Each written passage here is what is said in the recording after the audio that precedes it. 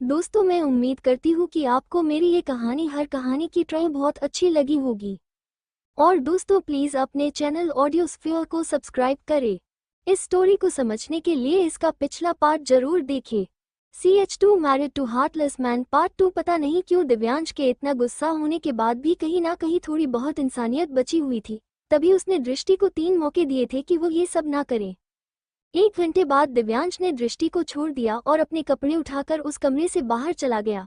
दिव्यांश को अभी तक ये पता नहीं चला कि दृष्टि अंधी है। दृष्टि जैसे तैसे बेड पर बैठकर रोने लगी। दृष्टि ने अंदाजे से बेड पर हाथ फेरा तो उसे दिव्यांश का ब्लेजर हाथ लग गया। दृष्टि ने उसे ही पहन लिया। दृष्टि ने खुद को समझाते हुए कहा, कोई बात नहीं दृष्टि, 4 दिन और फिर सब कुछ ठीक हो जाएगा। अब आगे दृष्टि खुद को कंटिन्यू समझा रही थी, लेकिन उसके साथ जो आज हुआ था वो इतनी आसानी से समझने वाला नहीं था। दृष्टि लगातार हो रही थी, खुद को रोने से रोकना चाहती थी, लेकिन बहुत कोशिश के बाद भी उसके आंसू रुक ही नहीं रहे थे। दृष्टि वॉशरूम जाना चाहती थी, लेकिन अपनी बेबसी के कारण जा भी नहीं पाई। दृष्टि ने जैसे तैसे खुद को बेडशीट से ही कवर कर लिया। वो बेडशीट पहले ही लाल हो चुकी थी। दृष्टि रोते रोते कब सो गई, दृष्टि को अभी पता नहीं चला। दृष्टि जिस बेड पर सोई थी उसे नहीं पता था कि उस बेड पर उसे अब हमेशा सोना है। जिस प्रिंस चार्मिंग के उसने सपने देखे थे वो प्रिंस चार्मिंग कोई और नहीं मिस्टर रघुवंशी ही है। दृष्टि को नहीं पता था कि वो दिव्यांश से 4 दिन के लिए नहीं, हमेशा के लिए जुड़ गई है।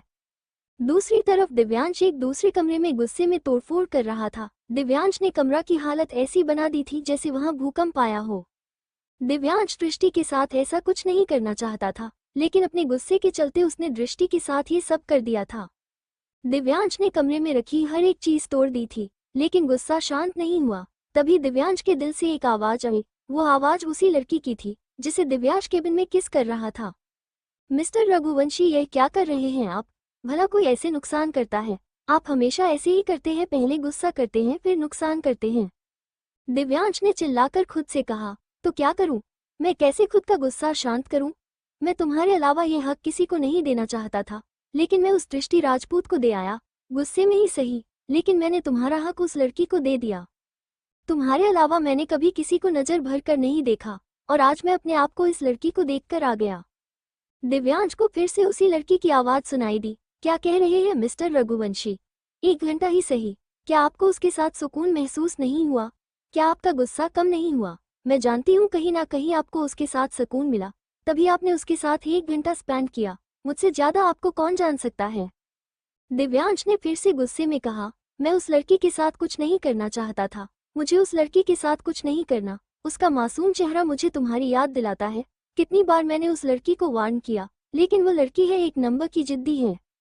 दिव्यांश को फिर से उस लड़की की आवाज सुनाई दी। उसने हंसकर कहा, मिस्टर रघुवंशी, वो लड़की जिद्दी है तो आप क्या कम जिद्दी हैं? आपके जिद के आगे तो पूरा रघुवंशी परिवार हार मानता है। एक शिवाय है जो आपकी बात नहीं मानता, वरना आपके चाचू विराज, रूही सब तो आपकी बात मानते हैं, ताकि आपको गुस्सा ना आ जाए।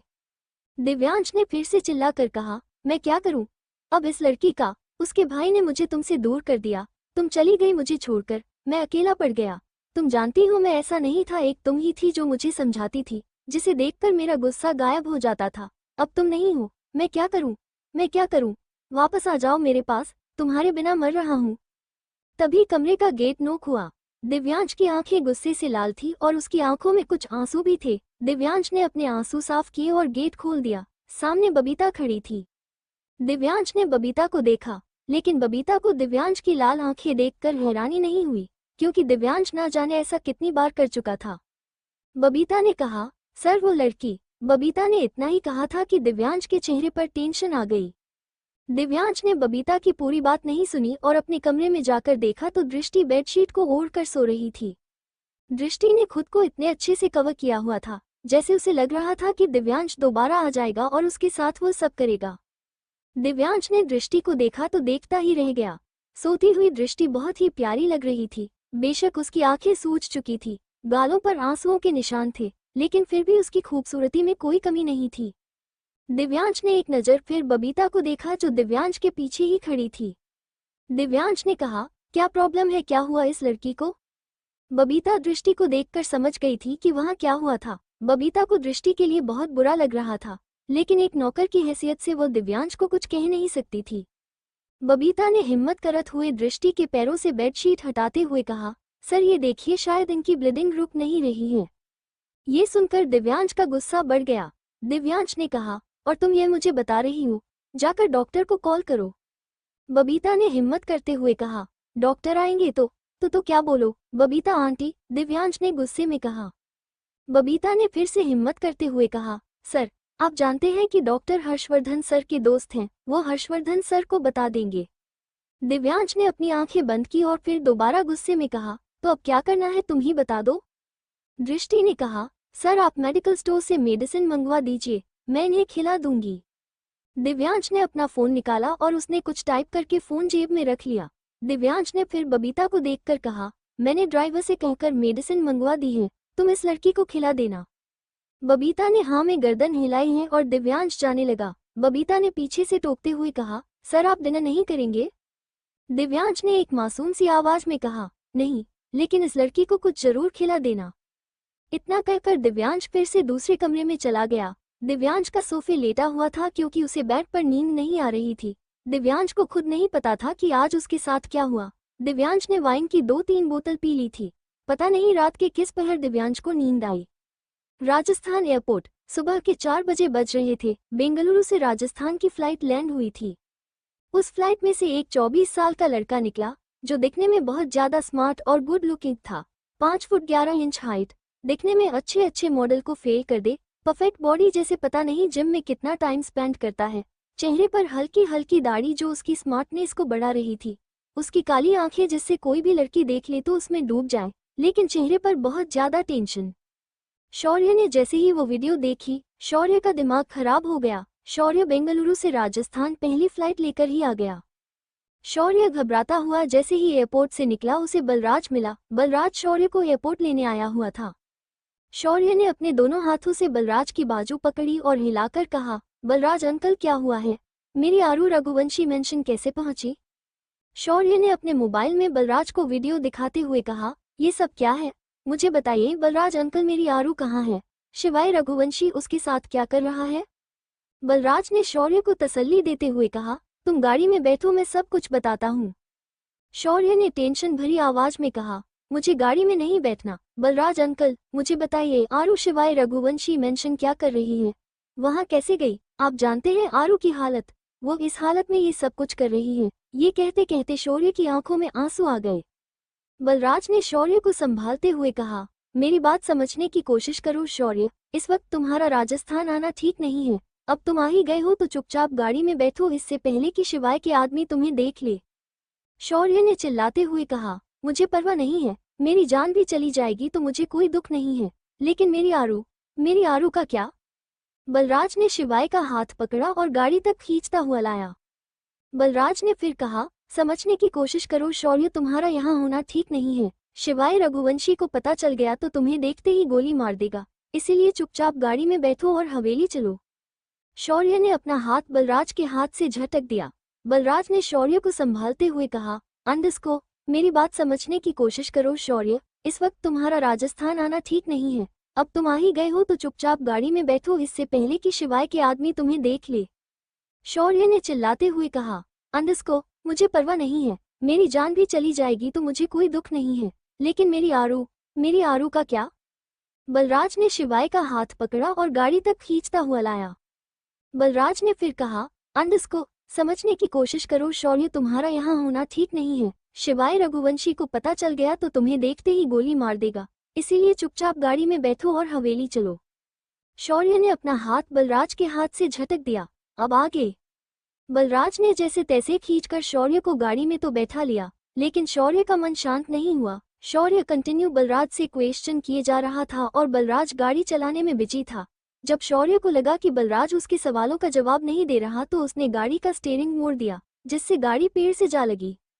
बलराज ने गुस्से में कहा, अंडस्को, शौर्य ये क्या कर रहे हो? अपनी जान की परवाह नहीं है तुम्हें? समझते क्यों नहीं शिवाय रघुवंशी तुम्हें छोड़ेगा नहीं, तुम्हारी जान ले लेगा। शौर्य ने गुस्से में कहा, अंडस्को, तो अपनी जान बचाने के लिए मैं अपनी आरू की जान खतरे में डाल दूं? अपनी आरू को भेड़ियों के हवाले कर दूं? आप लोगों ने एक बार नहीं सोचा और बिना सोचे समझे मेरी आरू को उन लोगों के पास भेज दिया। मैं हवेली नहीं जाऊंगा। इतना कहकर शौर्य गाड़ी से उतर गया। शौर्य 4 कदम ही चला था कि बलराज ने आवाज लगाकर कहा, अंधस्को, कहाँ जा रही हो तुम? वापस आ जाओ। शौर्य, तुम्हारा रघुवंशी मेंशन जाना ठीक नहीं है। तुम्हें अपनी जान की परवाह नहीं है, लेकिन मुझे है। वापस आ जाओ शौर्य। शौर्य ने बिना पलटे कहा, अंधस्को, अगर मेरी जान जाने से मेरी आरू बच जाती है तो मैं अपनी जान देने के लिए तैयार हूँ। इतना कहकर शौर्य तेज कदमों से रघुवंशी मेंशन की तरफ जाने लगा। शौर्य राजपूत रघुवंशी मेंशन पहुंच गया था। शौर्य ने सीधा जाते ही हाल में चीखना चिल्लाना शुरू कर दिया, शिवाय रघुवंशी बाहर निकल, शिवाय रघुवंशी मर्द है तो मुझसे बात कर। एक बच्ची की आड़ में मुझसे दुश्मनी निकाल रहा है, अगर हिम्मत है तो मुझसे बात कर।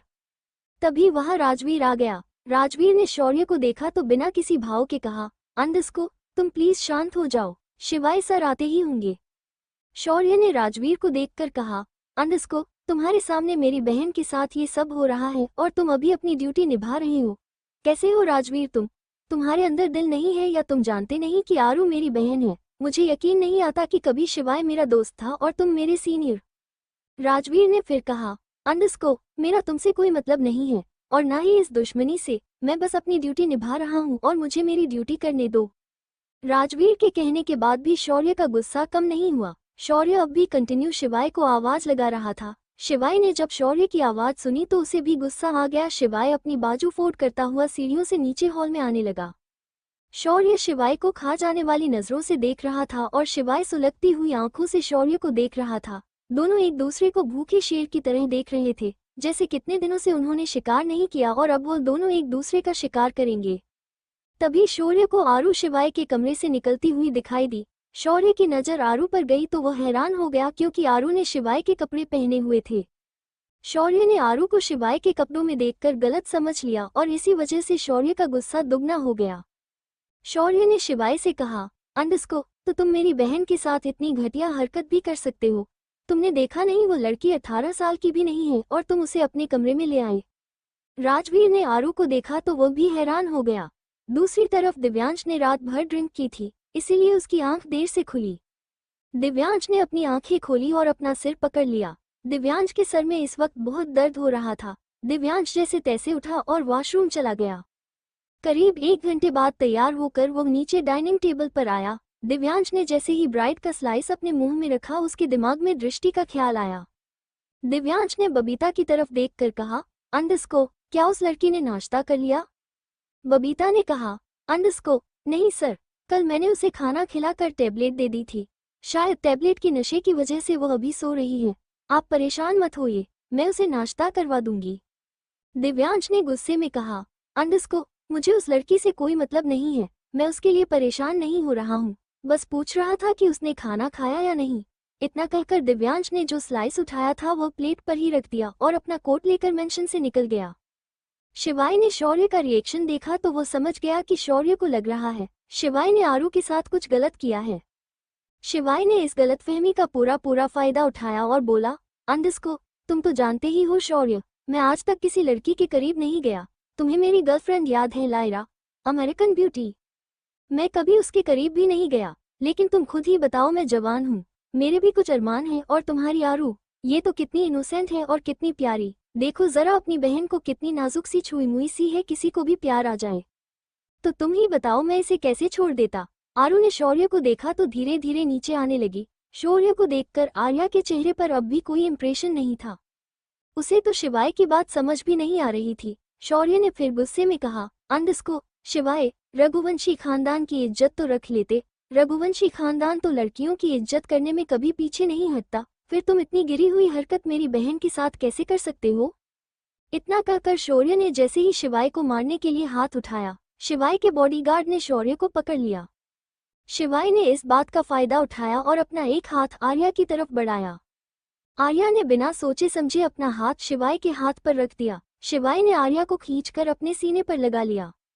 शिवाय ने शौर्य को जलाने के लिए ये कर तो लिया था, लेकिन शिवाय की दिल की धड़कनें डबल स्पीड से धड़कने लगी। शिवाय को खुद नहीं पता था कि अभी अभी उसके साथ क्या हुआ। उसने जैसे तैसे खुद को कंट्रोल किया और शौर्य को देखकर कहा, अंधस्को, देखो शौर्य, दुश्मनी दुश्मनी होती है, कैसे निभानी है कैसे नहीं यह मैं नहीं जानता। मुझे बस इतना पता है कि दुश्मन को वहां वार करो जहां उसकी कमजोर नस होती है, और तुझे देखकर लगता है कि तेरी बहन तेरी कमजोर नस है। तो क्यों ना मैं तुम्हारी कमजोर नस को ही दबा दूं। इतना कहकर शिवाय धीरे धीरे आर्या की कमर को रब करने लगा। आरू को अभी समझ नहीं आ रहा था कि इसके साथ क्या हो रहा है। शिवाय के ऐसा करने से शौर्य का गुस्सा बढ़ता जा रहा था। शौर्य को 4 बॉडीगार्ड ने पकड़ा था, लेकिन वह चारों बॉडीगार्ड शौर्य की ताकत के सामने कमजोर पड़ते नजर आ रहे थे। तभी राजवीर ने 2 बॉडीगार्ड को इशारा किया और फिर 6 बॉडीगार्ड ने शौर्य को पकड़ लिया। शौर्य तड़प रहा था जैसे बिना पानी के मछली। शौर्य ने चिल्लाकर कहा, अंडस्को, शिवाय मत कर ऐसा, तुझे हमारी दोस्ती की कसम, तुझे मुझसे प्रॉब्लम है ना, मुझे गोली मार दे, लेकिन मेरी आर्या के साथ ऐसा मत कर।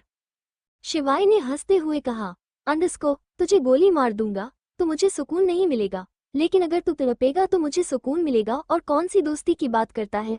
वो दोस्ती जिसके चलते तूने मेरी पूरी फैमिली को मौत के घाट उतार दिया, मेरी माँ मेरे बाप सबको तो मार दिया तूने। इतना कहकर शिवाय आरू की कमर पर हाथ डालकर उसे अपने कमरे में ले जाने लगा। शौर्य ने फिर से चिल्लाते हुए कहा, अंडस्को, शिवाय समझने की कोशिश कर, आर्या ठीक नहीं है, प्लीज उसे छोड़ दे, तू जो कहेगा मैं करूंगा, उसे छोड़ दे। लेकिन शिवाय के कान तो जैसे बहरे हो गए थे। शिवाय आर्या को सीढ़ियों से ऊपर ले जा चुका था। शौर्य नीचे कंटिन्यू चिल्ला रहा था। शौर्य ने बेबस होकर कहा, अंडस्को, शिवाय तू जो कहेगा मैं करूंगा, तू अगर मुझे कुत्ता बनाकर भी रखेगा मैं रह लूंगा, लेकिन मेरी बहन को छोड़ दे, उसका इस एक्सीडेंट से कोई लेना देना नहीं है, वो बीमार है, उसे छोड़ दे, तुझे यशोदा माँ की कसम।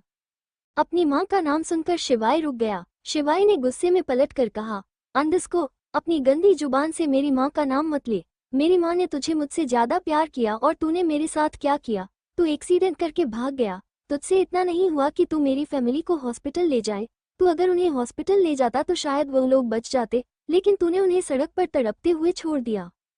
और अब तो मुझे माँ की कसम दे रहा है। चल ठीक है, जब तूने मेरी माँ की कसम देगी दी तो मैं तुझे 4 दिन देता हूँ। अगर तूने 4 दिन मेरा टॉर्चर झेल लिया तो मैं तुझे और तेरी बहन को छोड़ दूंगा, लेकिन अगर तू मेरा टॉर्चर नहीं झेल पाया तो मैं तेरी बहन के साथ वो सब कुछ करूंगा जो तू नहीं चाहता। शौर्य ने बेबसी आवाज में कहा, अंडस्को, मैं तेरा हर टॉर्चर सहने के। अपनी माँ का नाम सुनकर शिवाय रुक गया। शिवाय ने गुस्से में पलट कर कहा, अंडस्को, अपनी गंदी जुबान से मेरी माँ का नाम मत ले, मेरी माँ ने तुझे मुझसे ज्यादा प्यार किया और तूने मेरे साथ क्या किया, तू एक्सीडेंट करके भाग गया, तुझसे इतना नहीं हुआ कि तू मेरी फैमिली को हॉस्पिटल ले जाए, तू अगर उन्हें हॉस्पिटल ले जाता तो शायद वो लोग बच जाते, लेकिन तूने उन्हें सड़क पर तड़पते हुए छोड़ दिया। और अब तो मुझे माँ की कसम दे रहा है। चल ठीक है, जब तूने मेरी माँ की कसम देगी दी तो मैं तुझे 4 दिन देता हूँ।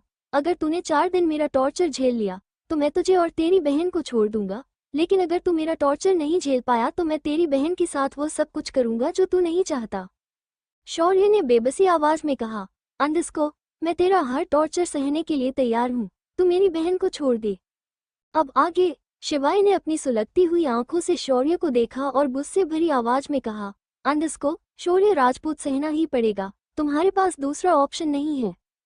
तुम्हारी वजह से हमारा हंसता खेलता परिवार बिखर गया, विराज अपाहिज हो गया, विराज अब किसी से मिलना पसंद नहीं करता, न ही अपना ट्रीटमेंट करवाता है, और यह सब कुछ हुआ तुम्हारी मेहरबानी की वजह से। जो विराज हमेशा हंसता खेलता रहता था वो विराज शांत हो गया। जो विराज मुझसे बात बात पर बहस करता था वो अब मुझसे बात तक नहीं करता। वो विराज जिसका चाचू के गले लगे बिना दिन नहीं गुजरता था, वो चाचू को देखना पसंद नहीं करता।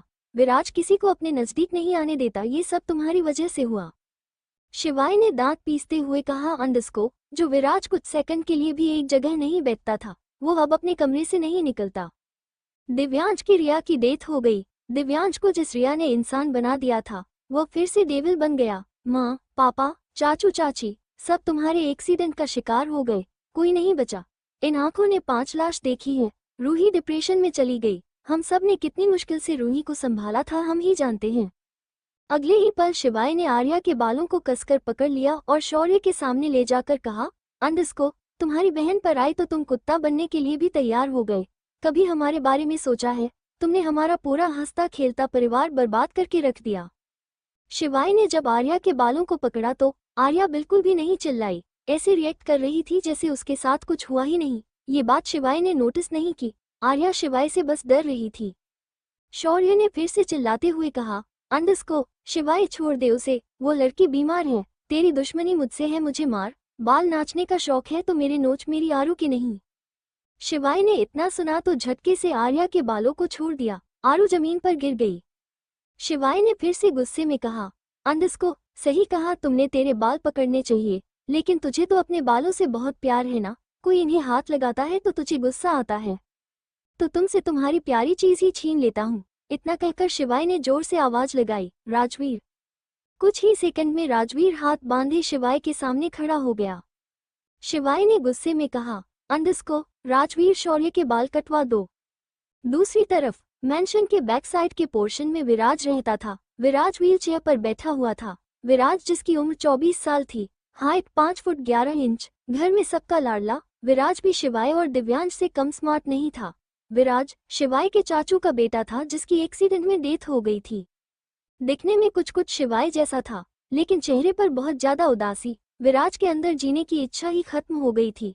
विराज रघुवंशी परिवार का सबसे फनी लड़का था। बात बात पर मजाक करना, कमेंट करना उसकी फितरत में था। विराज के अंदर एक खूबी थी, कोई भी बंदा उसके साथ अगर 10 मिनट बिता ले तो उसका फैन हो जाता था। विराज के साथ जो भी टाइम बिताता था वह हंस हंस कर पागल हो जाता था। लेकिन अब विराज शांत हो गया है, ना किसी से मिलता है, ना किसी से बातें करता है, बस अपने ही कमरे में ज्यादा से ज्यादा वक्त बिताता है। विराज अपने कमरे की बालकनी में पंछियों को निहार रहा था। तभी विराज का नौकर दीनू काका वहां आए। उनके हाथ में नाश्ते की प्लेट थी। दीनू काका ने कहा, अंधस्को, विराज बेटा क्या देख रहे हो? विराज ने एक कड़वी मुस्कुराहट के साथ कहा, अंधस्को, देखो ना काका, ये पंछी उड़ सकते हैं, चल सकते हैं, एक जगह से दूसरी जगह सफर कर सकते हैं, और मैं इस व्हीलचेयर से बंध गया। दीनू काका ने नाश्ते की प्लेट टेबल पर रखी और विराज के सर पर हाथ फेर कर कहा, अंधस्को, विराज बेटा ऐसा नहीं सोचते, तुम भी ठीक हो जाओगे, तुम भी इन पंछियों की तरह एक जगह से दूसरी जगह जाओगे, लेकिन तुम खुद ही इलाज कराने में आनाकानी करते हो।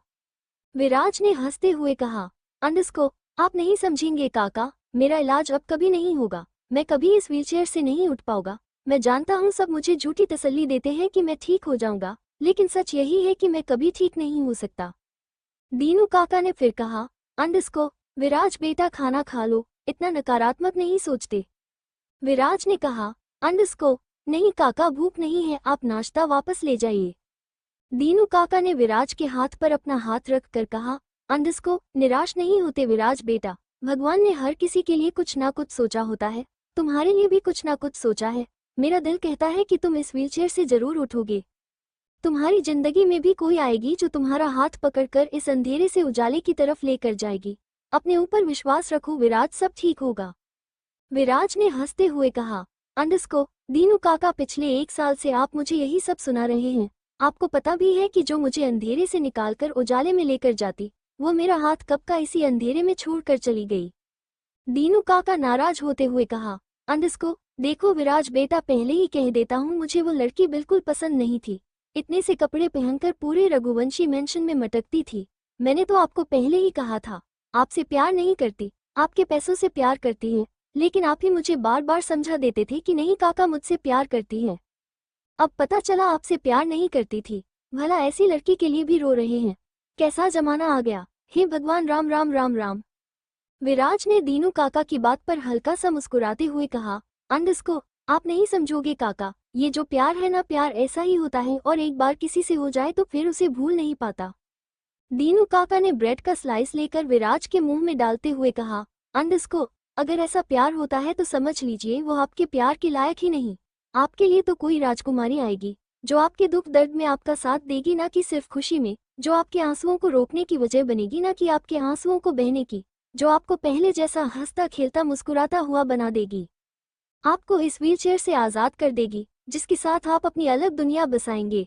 एक और बात, जो इतने इतने से कपड़े नहीं पहनेगी, ढंग के कपड़े पहनेगी।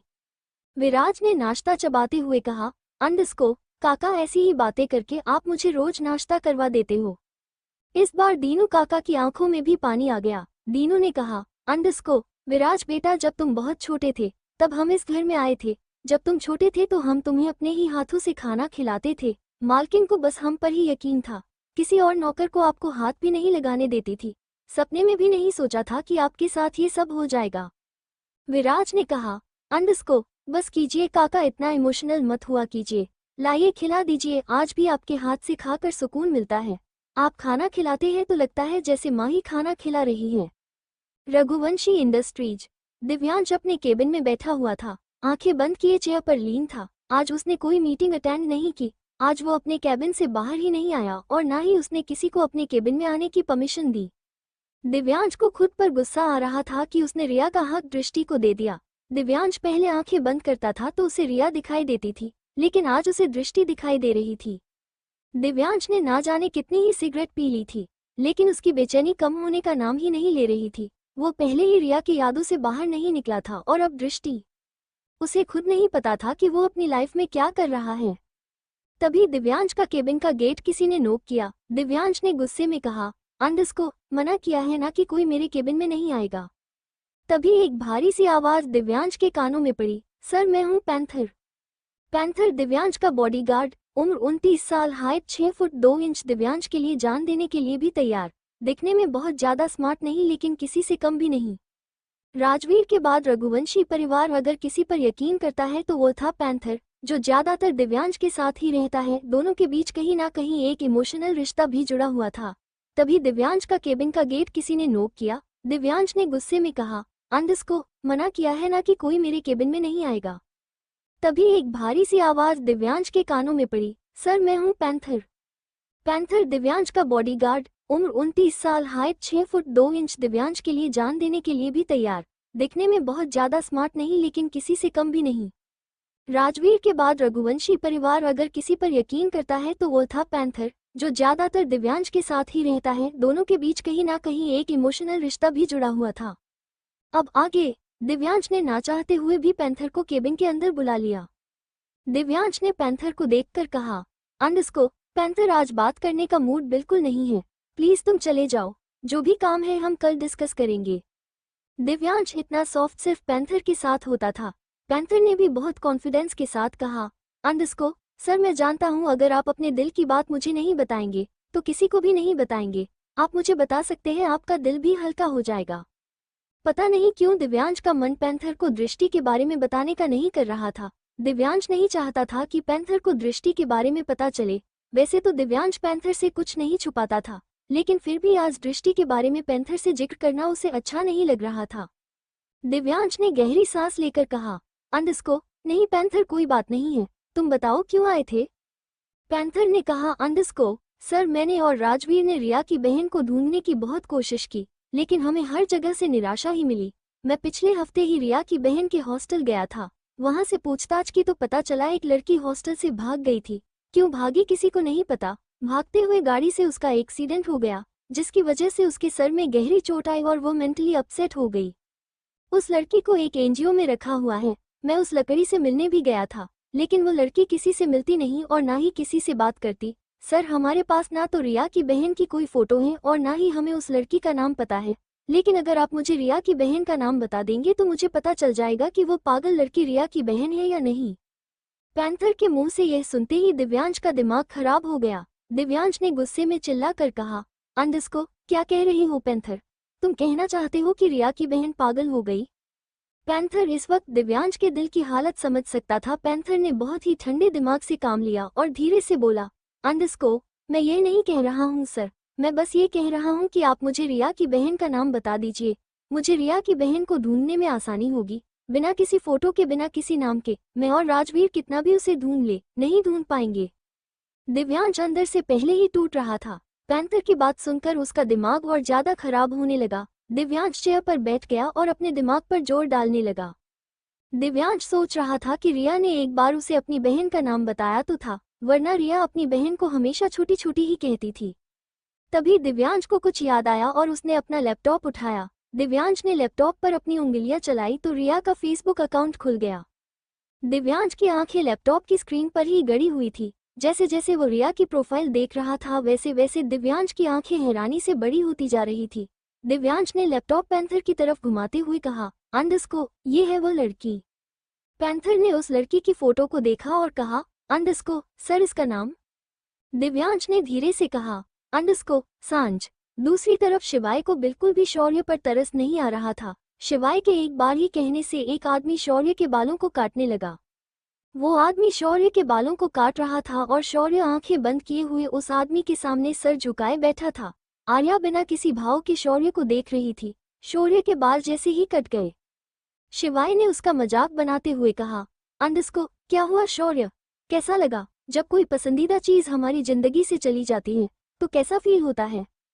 तुम हमेशा अपने बालों के लिए पजेसिव रहते थे ना, कोई तुम्हारे बालों को हाथ लगाता था तो तुमसे सहा नहीं जाता था। आज मैंने तुमसे सारे बाल छीन लिए और तुम कुछ नहीं कर सके। शौर्य ने भी मुस्कुरा कर कहा। अंडस्को, वक्त वक्त की बात है शिवाय, आज तुम्हारा वक्त अच्छा चल रहा है और मेरा खराब, लेकिन वक्त पर भरोसा नहीं कर सकते। जिसके साथ वो खराब होता है उसके साथ वो अच्छा भी हो जाता है। ऐसा वक्त भी आएगा जब मेरा वक्त अच्छा होगा और तुम्हारा खराब, उस वक्त मैं तुमसे हर बात का बदला लूंगा। शिवाय ने मुस्कुरा कर कहा। अंडस्को, देखते हैं शौर्य, इस वक्त तुम्हारा वक्त मेरी मुट्ठी में है। मैं जैसा चाहूं वैसे तुम्हारा वक्त बदल दूं और तुम कुछ नहीं कर सकते, कुछ भी नहीं। शौर्य ने भी फिर से हल्का सा मुस्कुरा कर कहा। अंडस्को, देखते हैं शिवाय कि मेरा वक्त तुम्हारी मुट्ठी में कब तक रहता है। कहते हैं ना कि वक्त तो रेत की तरह होता है, हाथ से फिसलता जरूर है। मेरा वक्त भी तुम्हारे हाथ से फिसल जाएगा और जब फिसलेगा तब तुम भी कुछ नहीं कर पाओगे। इस बार शिवाय ने कोई जवाब नहीं दिया और वो मुस्कुरा कर अपने कमरे में चला गया। आर्या ने शौर्य को देखा तो शौर्य के पास जाकर इशारों में कुछ बोलने लगी। शौर्य ने कहा। अंडस्को, नहीं आरू, तुम नहीं करोगी, लेकिन आरू बार बार जिद कर रही थी।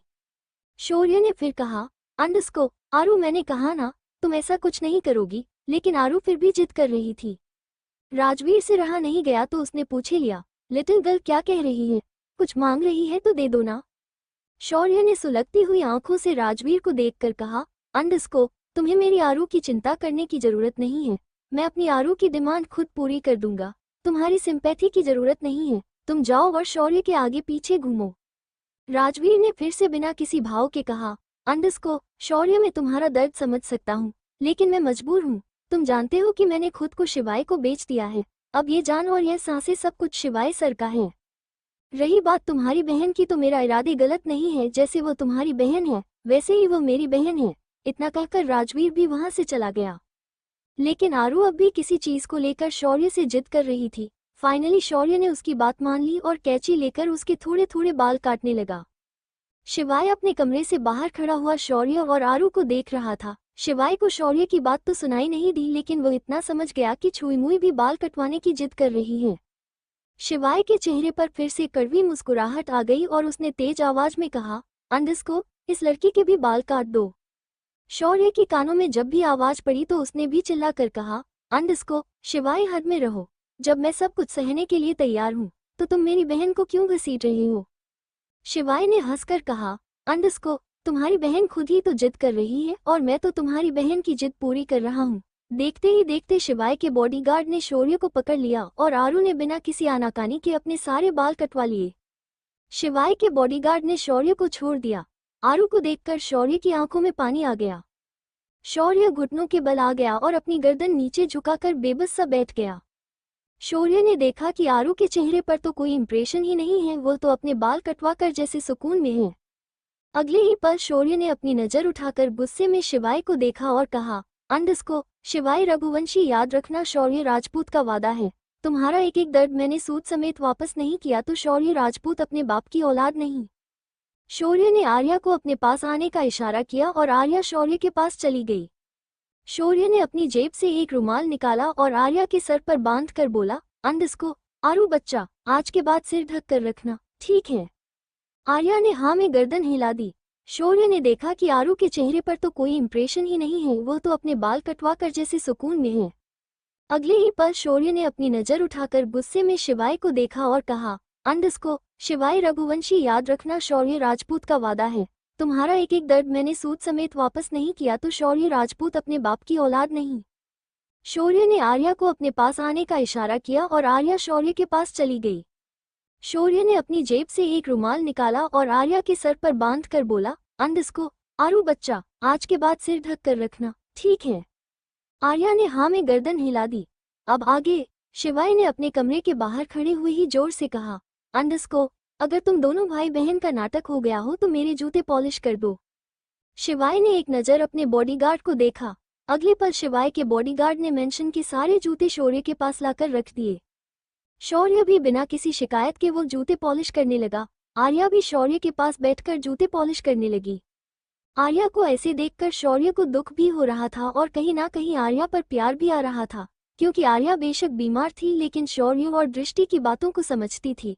शौर्य जूते साफ कर रहा था तो आर्या को लगा कि उसे भी अपने भाई के पास बैठकर जूते साफ करने चाहिए, इसलिए वह भी शौर्य के पास कपड़ा लेकर बैठ गई। दोनों भाई बहन मिलकर मेंशन के सारे जूते साफ करने लगे। सुबह से शाम हो गई, दोनों जूते ही साफ करते रहे। फाइनली दोनों ने मिलकर जूते साफ कर दिए। तभी शिवाय तैयार होकर नीचे आया, शायद किसी पार्टी में जा रहा था। शिवाय शौर्य के सामने आकर अपना पैर बढ़ाते हुए बोला, अंडस्को, इसे भी साफ कर दो। शौर्य ने चुपचाप शिवाय के जूते साफ कर दिए। शिवाय ने अपने बॉडीगार्ड पर नजर घुमाई और बोला, अंडस्को, शौर्य राजपूत तुम सबके जूते साफ करेगा, सब आकर जूते साफ करवा लो। सारे बॉडीगार्ड ने एक एक करके शौर्य से जूते साफ करवा लिए लेकिन राजवीर नहीं आया।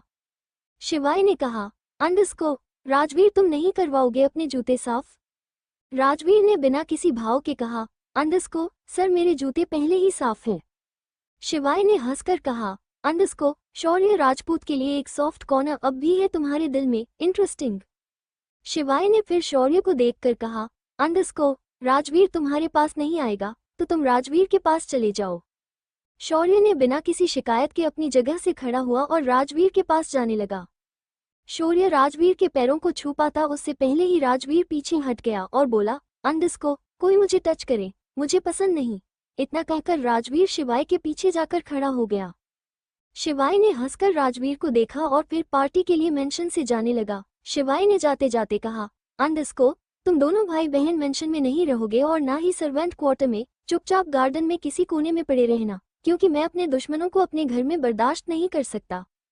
इतना कहकर शिवाय चला गया। शौर्य ने आर्या का हाथ पकड़ा और गार्डन में उसी पेड़ के नीचे आ गया जहां आरू हमेशा सोती थी। शौर्य ने आज पूरा दिन काम किया था, मेंटली भी और फिजिकली थी, इसीलिए वो पेड़ से टिककर बैठ गया और आर्या ने उसकी थाई पर सिर रख लिया। शौर्य आर्या के सिर को थपथपाता रहा। थोड़ी देर में आरू सो गई। दूसरी तरफ दिव्यांश ने ना जाने कितने ड्रिंक कर ली थी। दिव्यांश ने जब से पैंथर की बात सुनी थी, दिव्यांश ने तभी से पीना शुरू कर दिया था। दिव्यांश का दिल मानने को तैयार ही नहीं था कि रिया की बहन पागल हो गई है। उसे इस बात की टेंशन हो गई थी कि कहीं रिया की बहन सच में पागल हो गई तो वो क्या करेगा। जब रिया की डेथ हुई तो दिव्यांश इंडिया में नहीं था। जब वो एक्सीडेंट हुआ तब रिया भी उसी गाड़ी में थी। रिया ने शिवाय की बाहों में दम तोड़ा था। रिया ने मरते हुए शिवाय से वादा लिया था कि वो उसकी बहन को ढूंढकर उसकी रिस्पॉन्सिबिलिटी लेगा। शिवाय ने मरती हुई रिया को वादा भी दिया था, लेकिन वो वादा पिछले 1 साल से ना तो शिवाय निभा पा रहा था और ना ही दिव्यांश। दिव्यांश अंदर ही अंदर खोखला होता जा रहा था। बहुत ज्यादा ड्रिंक करने की वजह से वो आज घर नहीं जाना चाहता था, लेकिन पैंथर ने उसे जैसे तैसे संभालकर रघुवंशी मेंशन पहुंचा दिया था। दिव्यांश ने गेट खटखटाया तो बबीता ने गेट खोला। ना जाने क्यों दिव्यांश ने बबीता से पूछा, अंडस्को, वो लड़की कहाँ है? बबीता ने कहा, अंडस्को, सर वो तो आपके कमरे में ही है। दिव्यांश लड़खड़ाता हुआ दृष्टि के कमरे की तरफ चला गया। बबीता अंदर ही अंदर सहम गई थी। उसे लगा पता नहीं दिव्यांश इस हालत में दृष्टि के साथ क्या करेगा, लेकिन एक नौकर होने की वजह से वो कुछ कर नहीं सकते थी। दिव्यांश लड़खड़ाता हुआ दृष्टि के कमरे में चला गया तो उसने देखा दृष्टि ने रिया की नेवी ब्लू कलर की एक जॉर्जेट की साड़ी पहनी है और खिड़की की तरफ मुंह करके खड़ी है। दिव्यांश तो पहले ही अपने होश में नहीं था। उसने दृष्टि को देखकर समझ लिया कि वो रिया है। दिव्यांश ने 1 सेकंड भी नहीं करवाया और पीछे से दृष्टि को गले लगाकर उसकी गर्दन पर अपना मुंह छुपाते हुए कहा, अंडस्को, रिया तुम मुझे छोड़कर कहाँ चली गई थी? दूसरी तरफ शिवाय एक 5 स्टार होटल के कमरे में बैठकर किसी के साथ डील फाइनल कर रहा था। शिवाय ने डील फाइनल करने के बाद उस कमरे से निकलकर पार्टी हॉल में चला गया। पार्टी हॉल में एक आदमी एक लड़की के साथ बार बार क्लोज होने की कोशिश कर रहा था। शिवाय उन दोनों को देख रहा था। वो लड़की बार बार उस आदमी को धक्का दे रही थी। वो आदमी देखने में 40 की उम्र का होगा और वो लड़की ज्यादा से ज्यादा 18 या 19 साल की होगी। उस लड़की की हाइट करीब 5 फुट 2 इंच थी। देखने में काफी खूबसूरत थी। उसने एक पीच कलर का सिंपल सा गाउन पहना हुआ था, बालों का बन बनाया हुआ था और छोटे छोटे इयररिंग्स, लेकिन उसमें भी वो बहुत ज्यादा खूबसूरत लग रही थी। पता नहीं क्यों जब वो आदमी उस लड़की के साथ बदतमीजी कर रहा था तो शिवाय को अच्छा नहीं लग रहा था, लेकिन शिवाय ने इग्नोर करने की सोची। शिवाय ने मन ही मन कहा, जब उसका पास आना पसंद नहीं है तो ऐसे कस्टमर बनाते ही क्यों हैं? थोड़ी देर बाद शिवाय का फोन वाइब्रेट होने लगा और शिवाय उस फोन को लेकर पार्टी हॉल से बाहर चला गया। शिवाय ने फोन रिसीव किया और थोड़ी बातें की। करीब 15 मिनट बाद शिवाय ने फोन कट कर दिया और वापस पार्टी हॉल के अंदर चला गया। शिवाय ने नजर घुमाकर देखा तो वो लड़की और वो आदमी उसे कहीं दिखाई नहीं दिए। शिवाय के दिल ने कहा, अंडस्को सोच मत शिवाय, वो लड़की किसी मुसीबत में है, जाकर बचा ले उसे। दिमाग ने कहा, अंडस्को तू पागल है, तूने क्या सब लड़कियों को बचाने का ठेका ले रखा है, अपने काम से काम रख। दिल ने कहा, अंडस्को शिवाय बहुत हो गया, हर जगह अपना कठोरपन मत दिखाया कर, उस लड़की को तेरी जरूरत है, देख नहीं रहा था वो आदमी कैसे उस लड़की को इधर उधर छू रहा था, उस लड़की के साथ कुछ गलत हो जाएगा तो तू खुद को माफ नहीं कर पाएगा।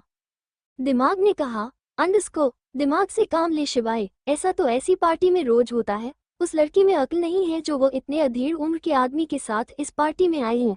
अरे ये लड़कियां ऐसी ही होती हैं, पैसा बनाने के लिए पहले नखरे करती हैं, फिर जब उन्हें डबल पैसा मिलता है तब वो आराम से किसी को भी खुश कर देती हैं। रहने दे, अपने काम से काम रख। शिवाय के दिल ने कहा, अंडस्को पागल हो गया है, इसकी बात सुनेगा, ये हमेशा तुझे फंसा देता है। वो लड़की सच में किसी मुसीबत में हुई तो, और दूसरी बात उस लड़की को देखकर लग रहा था कि वो कितनी अनकंफर्टेबल है इस पार्टी में। उसकी शक्ल भी बता रही थी कि वो किसी रिच फैमिली से बिलोंग नहीं करती। मेरी बात मान और चला जाओ उसे बचाने। शिवाय ने अपना सिर पकड़ा और चिल्लाकर कहा, अंडस्को बस बहुत हुआ।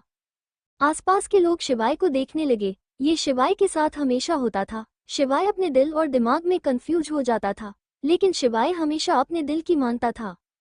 शिवाय ने जब सबकी नजरें अपने ऊपर देखी तो मुस्कुराकर पार्टी हॉल के बाहर चला गया और दीवार की तरफ देखकर बोला, अंडस्को तुम दोनों ने मेरा दिमाग खराब करके रखा हुआ है। किसी दिन तुम दोनों मुझे बाहर वालों के सामने पागल डिक्लेयर कर दोगे। आखिर तुम दोनों चाहते क्या हो? दोनों आपस में सलाह करके एक ही बात नहीं बोल सकते, हमेशा कुत्ते बिल्ली की तरह लड़के रहते हो। फाइनली मैं जा रहा हूँ उसे बचाने। तभी दिमाग ने कहा, अंडस्को हाँ मुझे पता है, तू हमेशा उसी की सुनता है, मुझे तो तूने अपने सिर में बेवजह फिट किया हुआ है।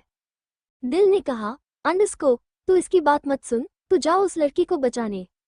शिवाय ने अब एक पल भी नहीं गवाया और भागता हुआ उस लड़की को होटल के रूम में ढूंढने लगा। शिवाय ने जब सबकी नजरें अपने ऊपर देखी तो मुस्कुराकर पार्टी हॉल के बाहर चला गया और दीवार की तरफ देखकर बोला, अंडस्को तुम दोनों ने मेरा दिमाग खराब करके रखा हुआ है। किसी दिन तुम दोनों मुझे बाहर वालों के सामने पागल डिक्लेयर कर दोगे। आखिर तुम दोनों चाहते क्या हो? दोनों आपस में सलाह करके एक ही बात नहीं बोल सकते, हमेशा कुत्ते बिल्ली की तरह लड़के रहते हो। फाइनली मैं जा रहा हूँ उसे बचाने। तभी दिमाग ने कहा, अंडस्को हाँ मुझे पता है, तू हमेशा उसी की सुनता है, मुझे तो तूने अपने सिर में बेवजह फिट किया हुआ है। दिल ने कहा, अंडस्को तू इसकी बात मत सुन, तू जा उस लड़की को बचाने। शिवाय ने अब एक पल भी नहीं गवाया और भागता हुआ उस लड़की को होटल के रूम में ढूंढने लगा। अब आगे शिवाय ने उस लड़की को हर जगह ढूंढना शुरू किया, लेकिन वो लड़की तो मिल ही नहीं रही थी। शिवाय उस लड़की को ढूंढता हुआ एक कमरे के बाहर गया और उसने उसे हल्का सा खोलकर देखा तो वो कमरा खुल गया। शिवाय ने कमरे के अंदर जाकर देखा तो उस लड़की ने उस अधेड़ उम्र के आदमी के सिर पर बोतल मार दी थी। उस आदमी के सिर से खून निकल रहा था। वो आदमी जमीन पर पड़ा हुआ दर्द से कराह रहा था और वो लड़की चुपचाप डरी सहमी एक कोने में खड़ी। शिवाय को समझते देर नहीं लगी कि उस आदमी ने लड़की के साथ बदतमीजी करने की कोशिश की होगी और अपने आप को बचाने के चक्कर में इस लड़की ने इस आदमी के सिर में बोतल मार दी। शिवाय का दिल और दिमाग फिर से लड़ने लगे। दिल ने कहा, अंडस्को क्या बात है, लड़की ने अपनी इज्जत बचा ली, वेरी ब्रेव गर्ल। दिमाग ने कहा, अंडस्को क्या खाक बचाई है, उसका सिर फोड़ दिया, अब इस लड़की को कौन बचाएगा? दिल ने कहा, अंडस्को शिवाय रघुवंशी बचाएगा और कौन बचाएगा? दिमाग ने कहा, अंडस्को क्यों? शिवाय रघुवंशी ने ठेका ले रखा है या कोई कॉन्ट्रैक्ट साइन किया है? शिवाय ने दांत पीसते हुए खुद से कहा, अंडस्को तुम दोनों चुप रहोगे या नहीं, या मैं अपनी सर्जरी करवा कर तुम दोनों को अपने बदन से अलग करूं? शिवाय उस लड़की के पास आया और उसके हाथ से बोतल लेकर बोला, अंडस्को तो तुमने इसे मार दिया? लड़की उस टाइम बहुत ज्यादा डरी हुई थी, उसने हाँ में गर्दन हिला दी।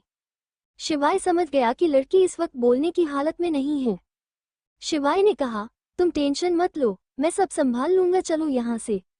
लड़की बुरी तरह डरी हुई थी, इसलिए शिवाय के साथ रूम से बाहर आ गई। रूम के बाहर राजवीर खड़ा था। शिवाय ने राजवीर को देखकर कहा, ये सब संभाल लो। राजवीर ने हाँ में गर्दन हिलाई और रूम के अंदर चला गया। शिवाय उस लड़की को लेकर वॉशरूम गया और उसका चेहरा और मेकअप ठीक करवाया, क्योंकि जबरदस्ती होने के कारण उस लड़की के चेहरा बिगड़ गया था। उसकी लिपस्टिक फैल गई थी, उसकी आंखों का काजल भी फैला हुआ था। उसके बाल भी बिखरे हुए थे। शिवाय ने उस लड़की का हुलिया ठीक करवाया। शिवाय ने उस लड़की का हाथ पकड़ा और होटल से बाहर ले आया। शिवाय ने उस लड़की को अपनी गाड़ी में बैठाया और खुद ड्राइव करने लगा। शिवाय उस लड़की को देखकर मन ही मन कुछ सोचने लगा। शिवाय ने पूछा, अंडस्को, तुम ठीक हो? लड़की ने हाँ में गर्दन हिला दी। शिवाय ने एक सुनसान सी जगह पर गाड़ी रोक दी। शिवाय गाड़ी से उतर गया। उसने उस लड़की को भी उतार लिया। शिवाय ने उस लड़की को देखकर कहा, अंडस्को, कुछ खाओगी? उस लड़की ने आसपास नजर घुमाई तो वहां कुछ भी नहीं था। वो लड़की शिवाय से भी डरने लगी। लड़की ने ना में गर्दन हिला दी। शिवाय ने फिर पूछा, अंडस्को, कुछ खाओगी? इस बार उस लड़की ने हाँ में गर्दन हिला दी। शिवाय ने किसी को फोन किया और आधे घंटे बाद उस सुनसान सी जगह पर एक टेबल पर डिनर लग चुका था। शिवाय ने उस लड़की की तरफ हाथ बढ़ाया और डिनर की तरफ इशारा करते हुए कहा, अंडस्को, चलो कुछ खा लो। उस लड़की ने डर के मारे अपना हाथ शिवाय के हाथ में नहीं रखा और चुपचाप गर्दन झुकाकर डिनर टेबल की तरफ चली गई। शिवाय ने जब उस लड़की की हरकत को देखा तो मन ही मन खुद से कहा, अंडस्को, कुछ घटिया आदमियों ने हम जैसे शरीफों की भी मिट्टी पिलित की हुई है। शिवाय का दिल और दिमाग कुछ बोलने ही वाले थे कि शिवाय ने कहा, तुम दोनों शुरू मत हो जाना, मुझे अभी बहुत जरूरी काम करना है। वो लड़की टेबल पर आई और खाना निहारने लगी। उस लड़की ने धीरे से थोड़े से राइस अपनी प्लेट में सर्व किए तो शिवाय ने कहा, अंडस्को, नाम क्या है तुम्हारा? शिवाय की आवाज सुनकर वो लड़की डर गई। उसके हाथ से बाउल छूट गया। बाउल टूटने की आवाज सुनकर शिवाय ने कसकर आंखें बंद कर ली। शिवाय ने कहा, अंडस्को, रहने दो, तुमसे नहीं होगा, मैं सर्व कर देता हूँ। शिवाय ने उस लड़की को खाना सर्व कर दिया। शिवाय ने खुद से कहा, अंडस्को, अरे वाह, मैं तो पानी भी अपने हाथ से नहीं पीता और मैं इस लड़की के लिए खाना सर्व रहा हूँ। जरूरत इंसान से क्या कुछ नहीं करवाती। वो लड़की खाना देखकर खाने पर टूट पड़ी, जैसे ना जाने उसने कितने दिनों से खाना नहीं खाया। शिवाय ने उसे ऐसे खाना खाते हुए देखा तो वो समझ गया कि यह लड़की या तो बहुत भूखी है या इसने सच में कई दिन से कुछ नहीं खाया। शिवाय ने उससे कुछ पूछने की सोची लेकिन फिर वो रुक गया। शिवाय ने मन ही मन खुद से कहा, इसे पहले ठीक से खाना खाने देता हूँ, फिर बात करूंगा। शिवाय के 2 बॉडीगार्ड और 4 सर्वेंट मुंह घुमाकर खड़े थे। कोई भी शिवाय और उस लड़की की तरफ नहीं देख रहा था। दूसरी तरफ दिव्यांश ने दृष्टि को पीछे से गले लगाया हुआ था। ना चाहते हुए भी दिव्यांश की आंखों में पानी था। दिव्यांश ने भरे गले से कहा, अंडस्को, रिया तुम मुझे छोड़कर क्यों गई? रिया तुम मेरे साथ ऐसा कैसे कर सकती हो? मैं तुम्हारे बिना हर रोज मरता हूँ। रिया प्लीज इस बार मुझे छोड़कर मत जाना। दृष्टि समझ गई कि दिव्यांश इस वक्त नशे की हालत में उसे रिया समझ रहा है। दृष्टि इतना तो समझ रही थी कि मिस्टर रघुवंशी इस वक्त दर्द में है, इसीलिए वो ड्रिंक करके आए हैं। दृष्टि ने मन ही मन खुद से कहा, अंडस्को, लगता है रिया इनकी बीवी है, तभी उन्हें याद करके ड्रिंक करके आए हैं और मुझे रिया समझ रहे हैं। दृष्टि अपने ही ख्यालों में थी, लेकिन दिव्यांश के हाथ दृष्टि के बदन पर घूम रहे थे। दिव्यांश आज भी बहुत प्यार से दृष्टि के बदन को सहला रहा था। दिव्यांश ने अपने होंठ दृष्टि के गर्दन पर रख दिए और उसे चूमने लगा। दृष्टि ने भी कसकर आंखें बंद कर ली। दिव्यांश के टच से दृष्टि की सांसें भारी होने लगी। दिव्यांश ने दृष्टि को अपनी तरफ घुमाया और अपने होंठ दृष्टि के होठों पर जोड़ दिए। दिव्यांश बहुत प्यार से दृष्टि को किस कर रहा था। दृष्टि के हाथ भी दिव्यांश के कॉलर पर कसते जा रहे थे। करीब 5 मिनट बाद दिव्यांश ने दृष्टि को छोड़ा। दिव्यांश ने दृष्टि के माथे पर अपना माथा लगाकर कहा, अंडस्को, आई लव यू।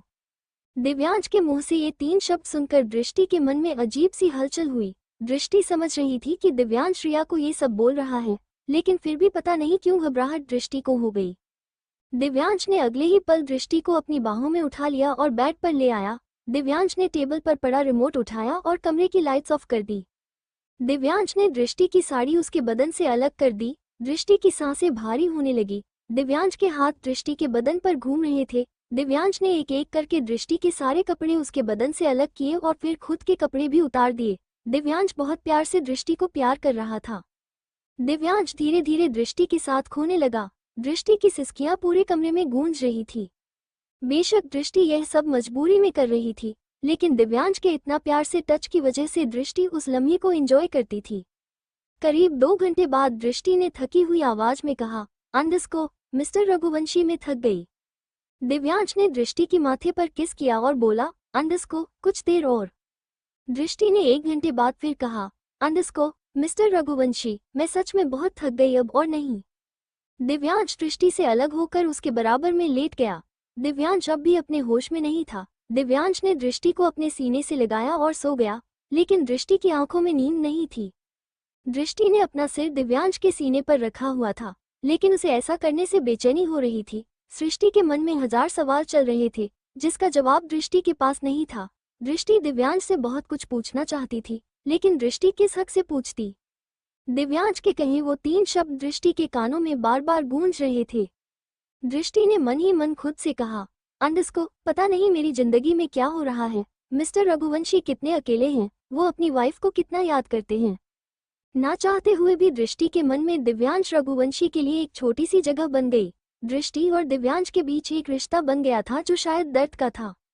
दिव्यांश दृष्टि से अलग होकर उसके बराबर में लेट गया। दिव्यांश अब भी अपने होश में नहीं था। दिव्यांश ने दृष्टि को अपने सीने से लगाया और सो गया, लेकिन दृष्टि की आंखों में नींद नहीं थी। दृष्टि ने अपना सिर दिव्यांश के सीने पर रखा हुआ था, लेकिन उसे ऐसा करने से बेचैनी हो रही थी। सृष्टि के मन में हजार सवाल चल रहे थे, जिसका जवाब दृष्टि के पास नहीं था। दृष्टि दिव्यांश से बहुत कुछ पूछना चाहती थी, लेकिन दृष्टि किस हक से पूछती। दिव्यांश के कहे वो 3 शब्द दृष्टि के कानों में बार बार गूंज रहे थे।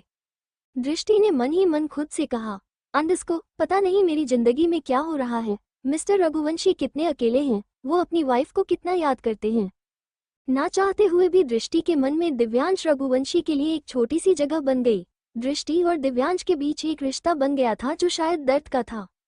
अब आगे दृष्टि दिव्यांश के बारे में सोच रही थी और उसे कुछ याद आ रहा था। फ्लैशबैक, कुछ महीने पहले दृष्टि हवेली के गार्डन में बैठी थी और तभी उसके पास पूर्वी आई। पूर्वी दृष्टि की बहुत अच्छी सहेली थी। पूर्वी दृष्टि के पास बैठ गई। दृष्टि में अंदाजे से पूर्वी का हाथ अपने हाथ में लेकर कहा, अंडस्को, जब से मेरा एक्सीडेंट हुआ है तुम सबने तो मुझसे मिलना ही छोड़ दिया। पूर्वी ने कहा, अंडस्को, ऐसा क्यों सोचती हो दृष्टि, तुम तो जानती ही हो एग्जाम थे इसीलिए नहीं आई। हम तेरे दोस्त हमेशा तेरे साथ रहेंगे, खासकर तेरा विशाल। दृष्टि में एक फीकी सी मुस्कान के साथ कहा, अंडस्को, तुझे लगता है कि विशाल अब भी मुझे प्रपोज करेगा। पूर्वी ने कहा, अंडस्को, क्यों नहीं करेगा, सिर्फ इसलिए कि तू देख नहीं सकती, प्यार इन सबसे ऊपर होता है। विशाल तुझे न जाने कब से वन साइड लव करता है, उसने तुझे कभी कहा नहीं, और तू सब कुछ जानकर भी अनजान बनी रही। विशाल का जिक्र आया तो दृष्टि के चेहरे पर कहीं ना कहीं हल्की सी मुस्कान आ गई। दृष्टि ने कहा, अंडस्को, तो क्या करती, मैं इंतजार कर रही थी कि कब वो मुझे प्रपोज करे, लेकिन वो इतना डरता है कि उसने कभी प्रपोज ही नहीं किया। पूर्वी ने कहा, अंडस्को, अगर वो तुझे प्रपोज करेगा तो तू हाँ कह देगी। दृष्टि ने कहा, अंडस्को, नहीं यार, भला एक अंधी लड़की से शादी करके उसे क्या मिलेगा। पूर्वी ने कहा, अंडस्को, ऐसा नहीं कहते दृष्टि, वो तुझे आज भी उतना ही प्यार करता है जितना पहले करता था। इनफैक्ट अब तो तुझसे ज्यादा प्यार करने लगा। तुझे यकीन नहीं है तो मेरे साथ चल। पूर्वी दृष्टि को लेकर एक कैफे में आ गई, जहां विशाल अपने कुछ दोस्तों के साथ बैठा था।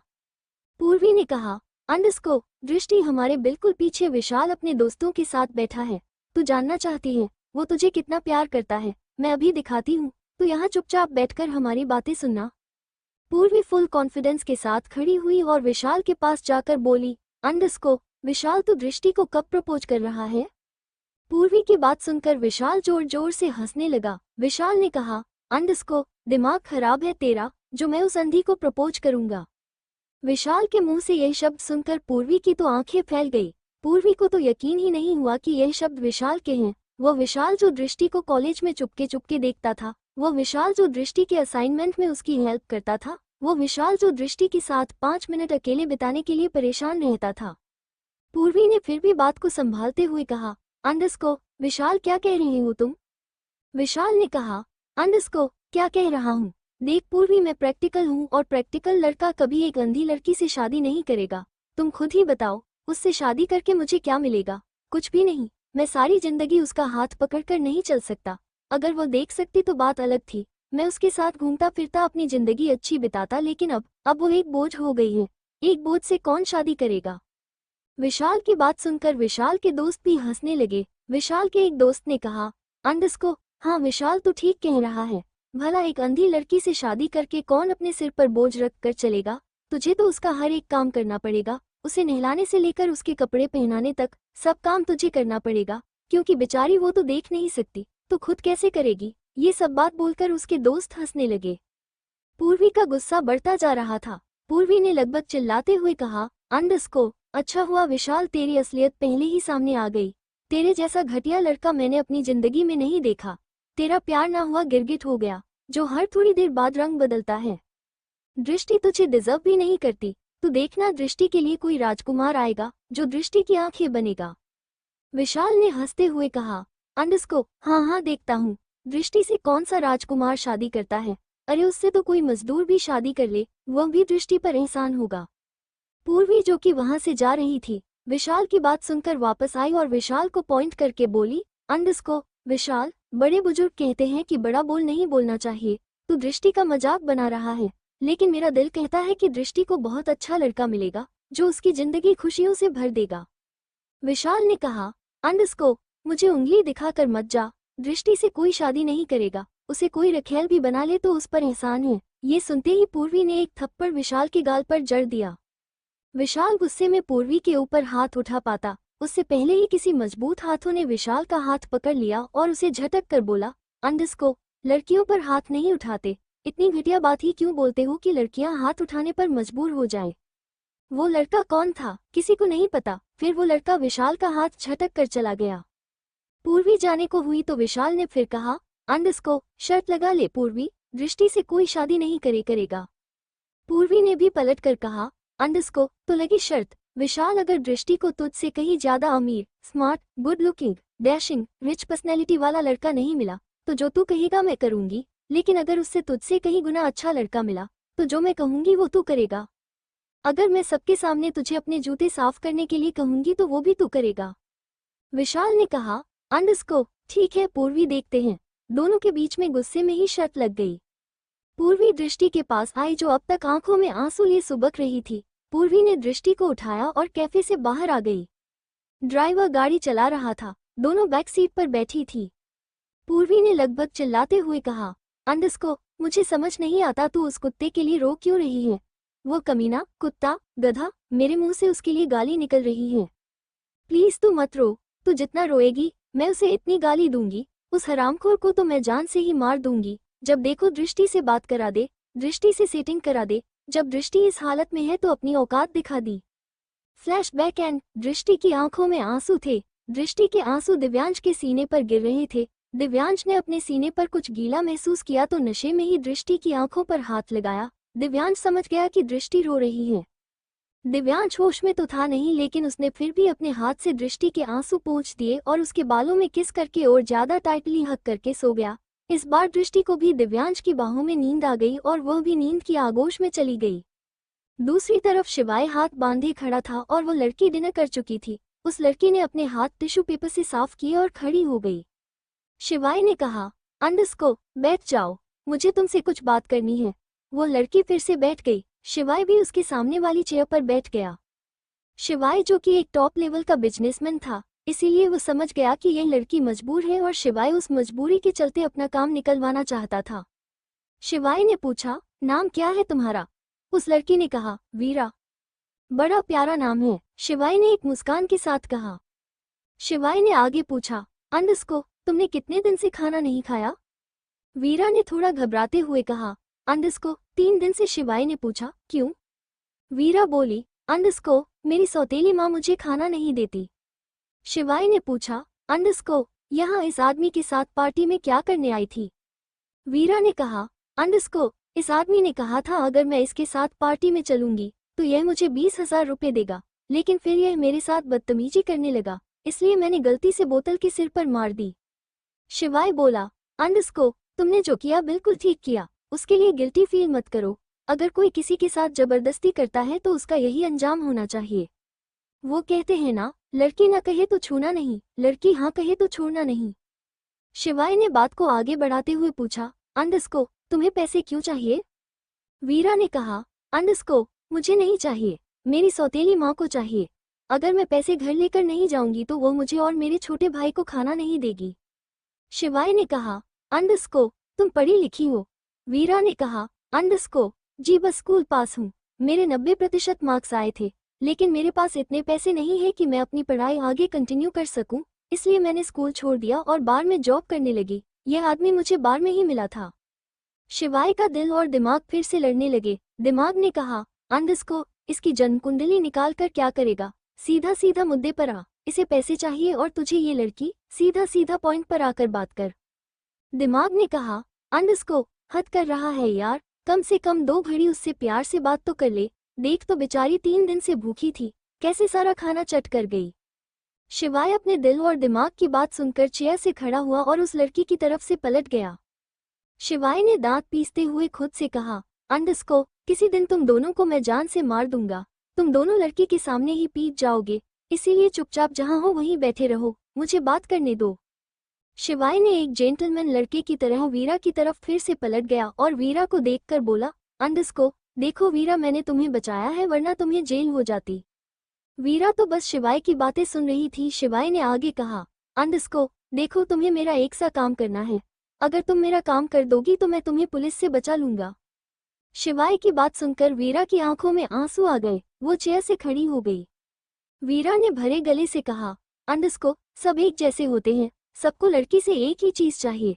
अगर आपको लगता है कि मैं आपके साथ रात बताऊंगी तो आप गलत सोच रहे हैं। मैंने उस आदमी का सर फोड़ दिया, मैं आपका भी फोड़ दूंगी। आपके साथ रात बिताने से अच्छा है कि मैं जेल चली जाऊं। वीरा ने शिवाय को पॉइंट करके कहा, अंडरस्को, अगर आपने मेरे साथ जबरदस्ती की तो मैं सुसाइड कर लूंगी। वीरा की बात सुनकर शिवाय ने अपने सिर पर हाथ मार लिया और शिवाय का दिल और दिमाग दोनों शिवाय पर हंसने लगे। थोड़ी देर हंसने के बाद शिवाय के दिल ने कहा, अंडरस्को, देख वो लड़की बहुत प्यारी है और स्वीट है, इससे प्यार से बात कर। अगर तू उसके साथ इमोशनली अटैच होगा तो ये तेरी हेल्प जरूर करेगी। दिमाग ने कहा, अंडरस्को, पैसे रख इसके सामने, ये तो क्या इसके फरिश्ते में भी काम करेंगे। शिवाय फिर से वीरा की तरफ से पलट गया और गुस्से से पर धीरे से बोला, अंडरस्को, तुम दोनों चुप हो जाओ वरना मैं तुम दोनों को फरिश्तों के पास पहुंचा दूंगा।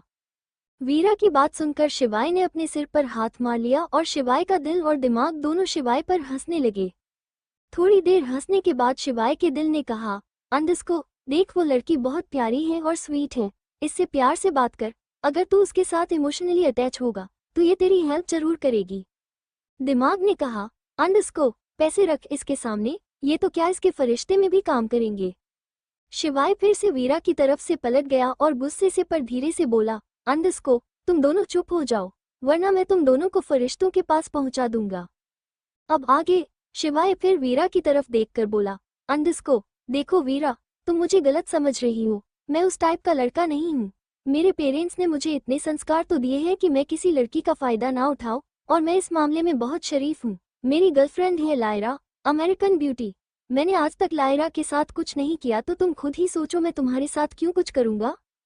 वीरा ने गुस्से में शिवाय को पॉइंट करके कहा, अंडरस्को, आप मुझे बेवकूफ समझते हैं। माना कि मैं उम्र में आपसे बहुत छोटी हूँ, इसका मतलब यह नहीं कि बेवकूफ हूँ। आपने मुझे बचाया, फिर आपने मुझे इतना अच्छा खाना खिलाया, अब आप मुझे मीठी मीठी बातें करके अपनी बातों में फंसा भी रहे हैं। मैं आपकी बातों में नहीं आऊंगी, मैं आपकी ऐसी वैसी कोई भी डिमांड पूरी नहीं करूंगी। शिवाय ने इस बार दोनों हाथों से अपना माथा पीट लिया। शिवाय ने कहा, अंडरस्को, वीरा मेरी बात सुन तो लो, फिर डिसाइड करना कि तुम्हें वो काम करना है या नहीं। मैं तुम्हें जॉब ऑफर कर रहा हूँ, ऐसी जॉब जिसमें तुम्हें बहुत सारा पैसा भी मिलेगा। इस बार वीरा शिवाय की बातों से थोड़ी संतुष्ट हो गई। वीरा ने धीरे से पूछा, अंडरस्को, अगर आप ऐसी वैसी जॉब करने के लिए कहेंगे तो मैं नहीं करूंगी, पहले ही सुन लीजिए। शिवाय ने कहा, अंडरस्को, मेरी बात सुनो, तुम्हारी जैसी मेरी एक बहन है जिसका नाम रूही है। जैसी वो मेरी बहन है वैसे तुम भी मेरी बहन जैसी ही हो और कोई भाई अपनी बहन से गलत काम नहीं करवाता। समझने की कोशिश करो, मैं तुम्हें एक बहुत अच्छा ऑफर देना चाहता हूँ जिससे तुम्हारे घर की सारी फाइनेंशियल प्रॉब्लम सॉल्व हो जाएगी। तुम आगे पढ़ना चाहती हो तो तुम पढ़ भी सकती हो। वीरा ने पूछा, अंडरस्को, मैं उस जॉब में सिक्योर तो रहूंगी ना? कोई उल्टा सीधा काम तो नहीं करना पड़ेगा, वहाँ कोई बदतमीजी तो नहीं करेगा, वहाँ का स्टाफ मुझे कमेंट तो पास नहीं करेगा। शिवाय ने कहा, अंडरस्को, ऐसा कुछ नहीं होगा, मेरी बात ध्यान से सुनो। मेरा एक भाई है विराज, एक एक्सीडेंट में उसके पैर खराब हो गए जिसकी वजह से वो चल नहीं सकता। मैंने आज तक जितनी भी डॉक्टर नर्स उसके लिए हायर किए हैं वो सबको भगा देता है। उसके अंदर जीने की इच्छा खत्म हो गई है, उसे लगता है कि वो कभी चल नहीं पाएगा। वो अपना ट्रीटमेंट करवाना ही नहीं चाहता। मैं चाहता हूँ कि तुम उसकी केयरटेकर बन जाओ, उसके अंदर उम्मीद जगाओ कि वो अपना इलाज करा ले। अगर तुम उसकी केयरटेकर बन गई और तुमने उसे इलाज कराने के लिए राजी कर लिया तो मैं तुम्हें मुंह मांगी कीमत दूंगा। जितना पैसा तुम चाहती हो उतना पैसा दूंगा। शिवाय ने अपना फोन निकाला और उसमें वीरा को विराज की फोटो दिखाने लगा। वीरा मोबाइल की स्क्रीन स्क्रॉल करती हुई विराज की फोटो देख रही थी। वीरा विराज की फोटो को देखती हुई हल्का सा मुस्कुराकर खुद से बोली, अंडरस्को, ये तो बहुत स्मार्ट है, इतना डैशिंग लड़का जीना नहीं चाहता। शिवाय ने पूछा, अंडरस्को, तो क्या सोचा है तुमने मेरे ऑफर के बारे में? वीरा ने कहा, अंडरस्को, ठीक है, मैं ये जॉब करने के लिए तैयार हूँ। शिवाय ने कहा, अंडरस्को, चलो मैं तुम्हें घर छोड़ देता हूँ, कल तुम्हें पिक कर लूंगा। वीरा ने हाँ में गर्दन हिला दी। शिवाय ने वीरा को घर छोड़ दिया। वीरा अपने घर के अंदर जाने लगी तो शिवाय ने उसे रोककर कहा, अंडरस्को, वीरा, विराज तुम्हें जल्दी एक्सेप्ट नहीं करेगा, उसके लिए तुम्हें मेहनत करनी पड़ेगी, वो कुछ भी उठाकर मार देता है, तो तुम अपने आप को स्ट्रांग बना लो, क्योंकि वो बहुत गुस्से वाला है।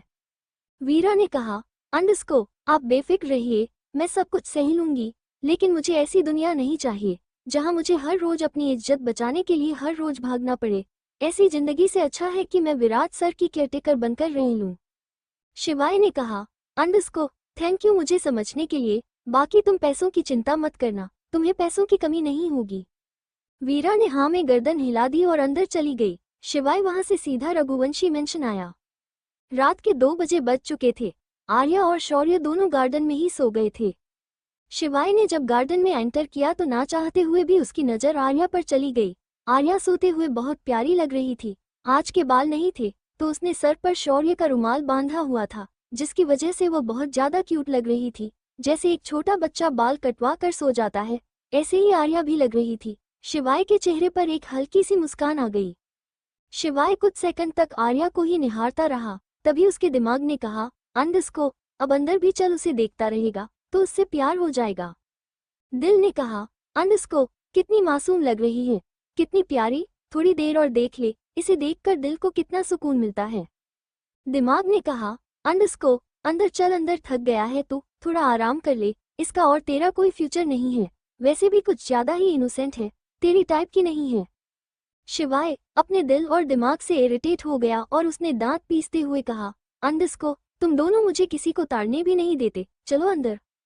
नेक्स्ट मॉर्निंग दिव्यांश की जब आंख खुली तो उसने अपने हाथ पर भारीपन महसूस किया। दिव्यांश ने आंखें खोलकर देखा तो उसे दृष्टि का मासूम सा चेहरा नजर आया। दिव्यांश की नजर दृष्टि के चेहरे पर ठहर गई। दृष्टि के चेहरे पर हल्के हल्के बाल आए हुए थे, जिसे दिव्यांश ने धीरे से हटा दिया ताकि दृष्टि की नींद खराब ना हो। दिव्यांश दृष्टि को देख रहा था। दृष्टि के पतले पतले होठ, भारी पलके, चांद सा रंग, कोई उसे एक बार ध्यान से देख ले तो अपना दिल दिए बिना ना रुके। दृष्टि को देखकर दिव्यांश के चेहरे पर एक हल्की सी मुस्कुराहट आ गई। ना चाहते हुए भी दिव्यांश के होठ दृष्टि के माथे को छू गए। जब दिव्यांश को महसूस हुआ कि दृष्टि भी उठने वाली है तो दिव्यांश वहां से चला गया। दृष्टि की आंख खुली तो उसने आसपास अंदाजे से हाथ लगाकर देखा तो दिव्यांश वहां नहीं था। दृष्टि ने मन ही मन खुद से कहा, अंडरस्को, शायद वह मेरे उठने से पहले ही चले गए। थोड़ी देर में बबीता दृष्टि के कमरे में आई और दृष्टि की तैयार होने में हेल्प करने लगी। दृष्टि मिरर के सामने बैठी थी और बबीता उसके बाल संवार रही थी।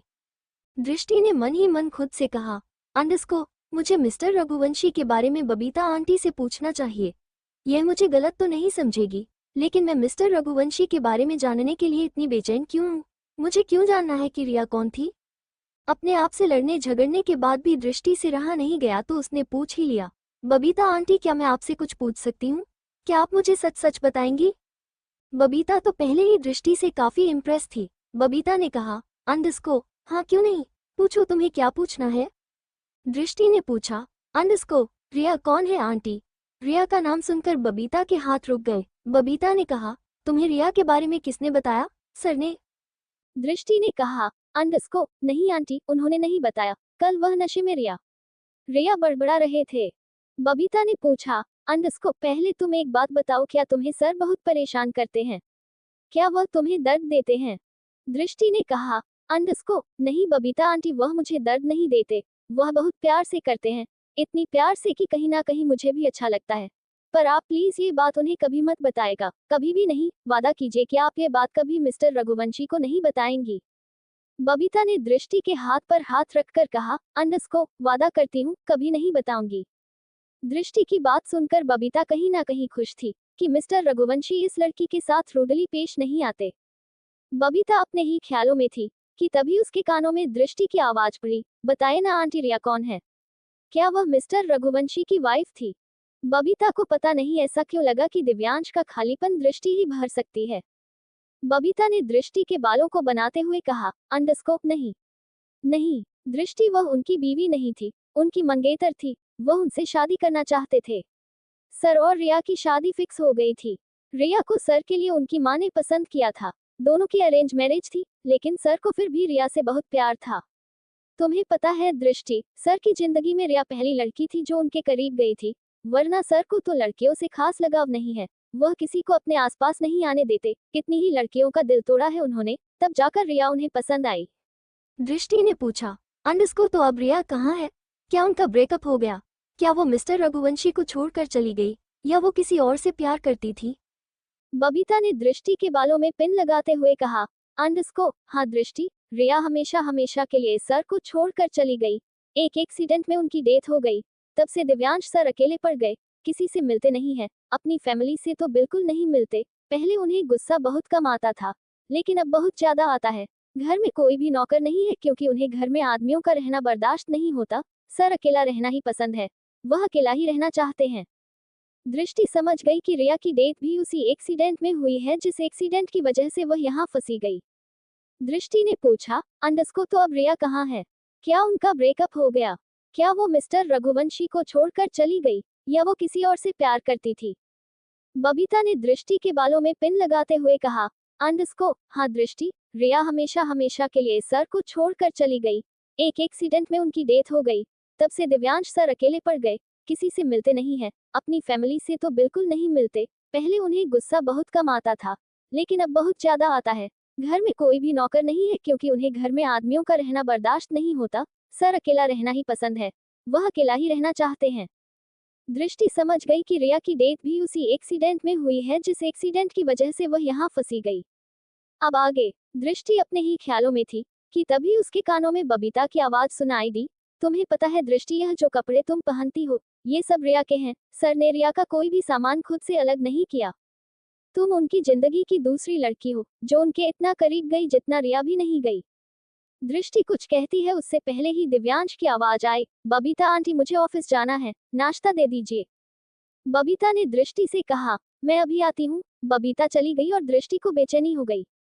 दृष्टि के कानों में बार बार कुछ की आवाज गूंज रही थी, I love you, I love you. तुम उनकी जिंदगी की दूसरी लड़की हो जो उनके इतना करीब गई। सर को अकेले रहना पसंद है, ये कपड़े रिया के हैं।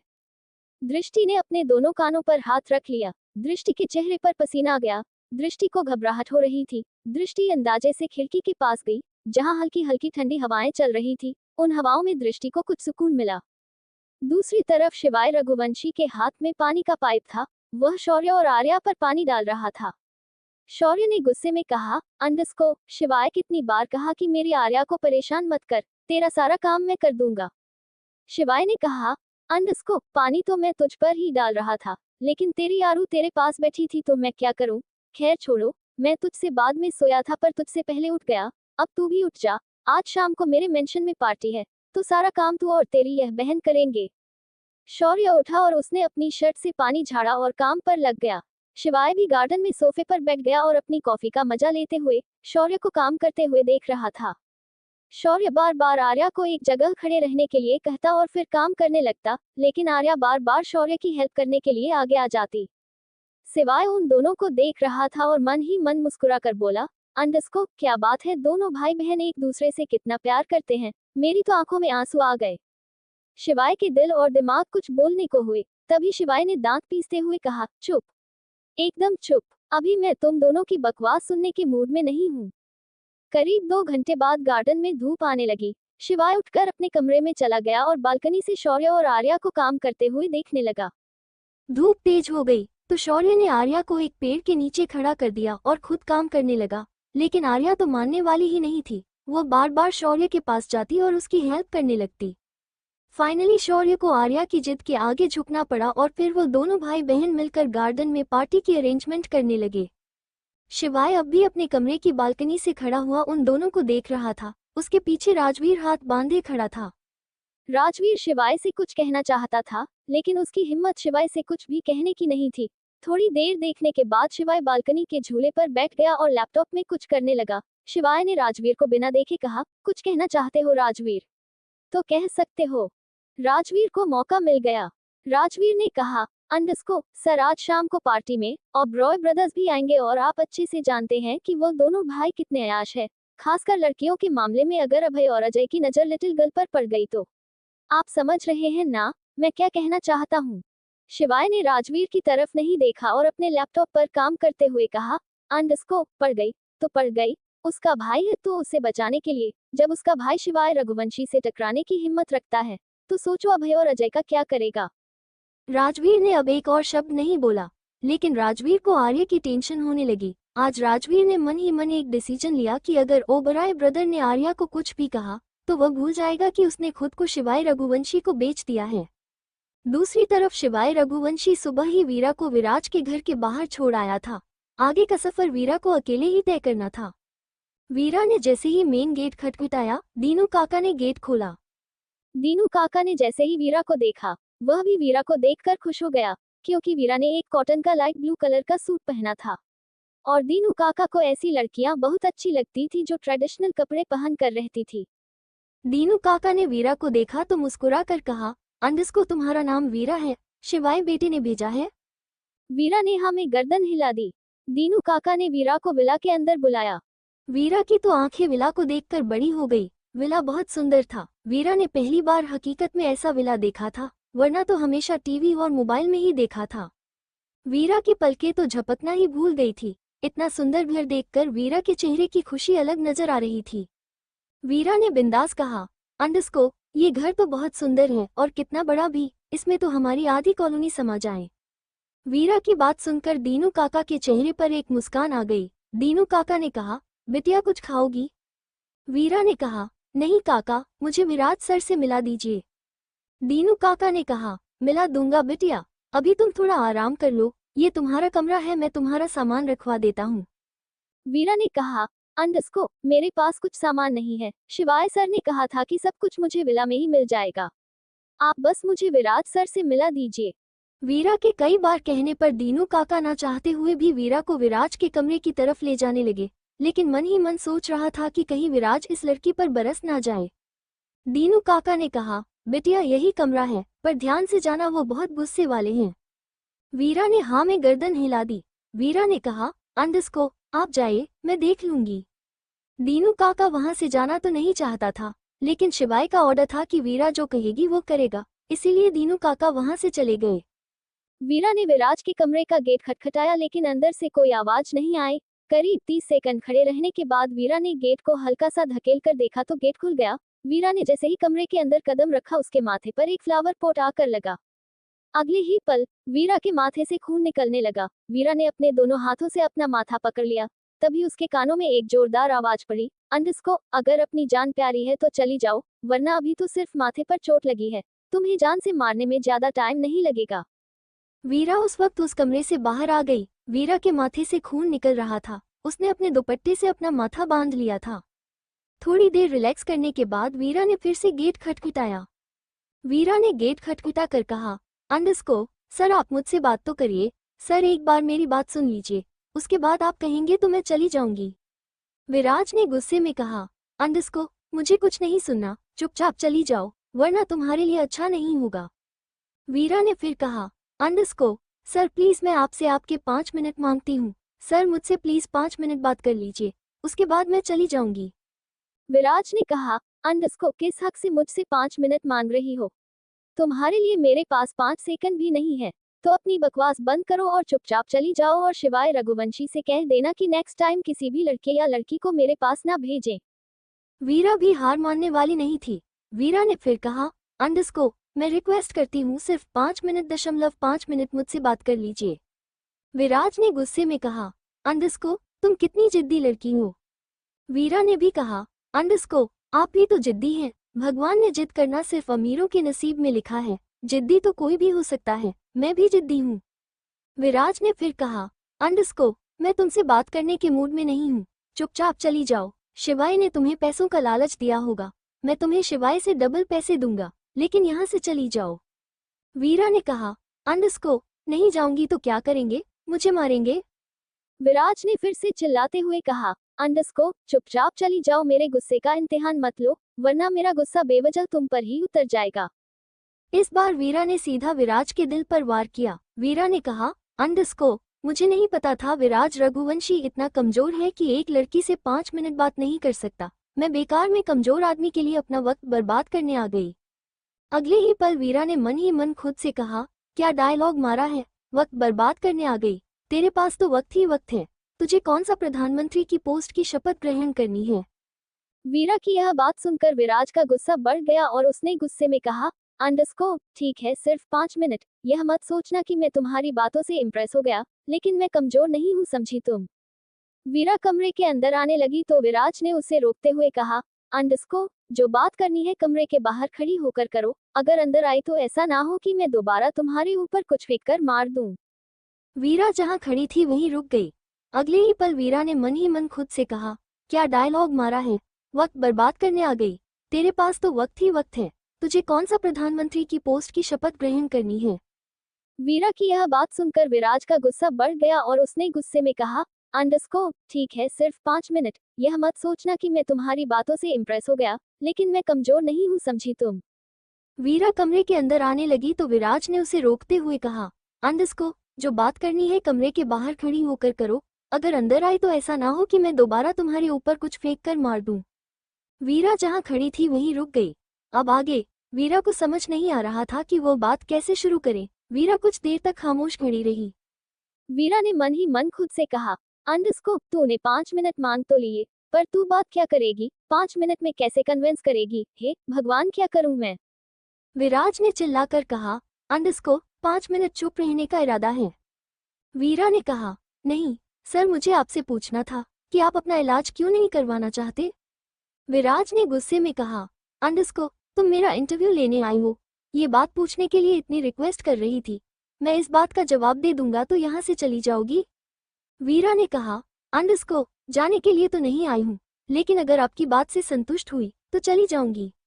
विराज ने एक कड़वी हंसी के साथ कहा, अंडरस्कोर, जहां तुम खड़ी हो वहां से तुम्हें दुनिया अच्छी दिखाई देती है, जहां मैं हूँ वहां से दुनिया बहुत बुरी, मैं चल नहीं सकता, मेरा इलाज कभी नहीं होगा, मैं किसी के रहमो करम पर नहीं रहना चाहता, मेरी हालत बहुत बुरी है, इतनी कि अगर मुझे सुसाइड करने का मौका मिलता तो मैं कर लेता, लेकिन मैं सुसाइड भी नहीं कर सकता क्योंकि मजबूर हूँ। वीरा कहीं ना कहीं विराज के दिल का दर्द समझ रही थी। वीरा ने कहा, अंडरस्कोर, आपको अपनी जिंदगी मुश्किल लगती है, आपको जीना अच्छा नहीं लगता, आपको लगता है कि दुनिया की जितने भी प्रॉब्लम है सब आपकी लाइफ में है। विराट ने कहा, अंडरस्कोर, समझदार हो, समझ गई, अब जा सकती हो। वीरा ने कहा, अंडरस्कोर, अगर आपको लगता है कि आपकी जिंदगी बहुत मुश्किल है तो क्या आप मेरी एक कहानी सुनेंगे। विराज ने ना चाहते हुए भी कहा, बोलो। वीरा के सिर में चोट लगने की वजह से काफी दर्द था, इसीलिए वो गेट पर ही धीरे धीरे दीवार से टेक लगाकर बैठ गई। वीरा ने कहा, अंडरस्कोर, तो सुनिए, मैं आपको बताती हूँ, जिंदगी मुश्किल होती है तो कैसी होती है।